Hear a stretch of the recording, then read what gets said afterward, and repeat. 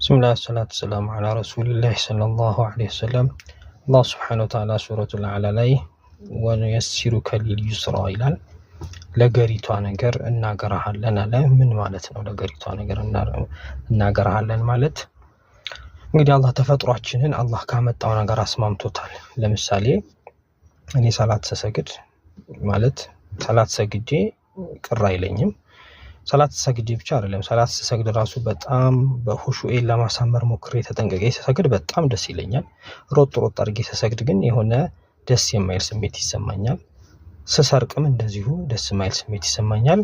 የተራበ ግን ሳበላ ደስ ይለኛል። ይህ ማለት አላህ የሚፈልጋቸው ነገሮች ከተፈጥሯችን ጋር ይገጥማሉ ማለት ነው። ስለዚህ መጥፎ ነገር ስንሰራ ከተፈጥሯችን ተቃርነን በጉልበት ተፈጥሯችንን እየተጫንን ነው ማለት ነው የምንሄደው። ለዚህ ነው ወሰንየሲሩከ ሊልዩስራ ለገሪቷ ነገር እናገራለን ያለን። ስለዚህ እስልምና ቁርአን ገር ከተፈጥሯችን ጋር የሚስማማ ነውና ከተፈጥሯችን ጋር የሚስማማውን ነገር እናድርግ። ከተፈጥሮ ጋር ትግል ውስጥ አንግባ ለማለት ነው። ሰላም አለይኩም ወራህመቱላሂ ወበረካቱ።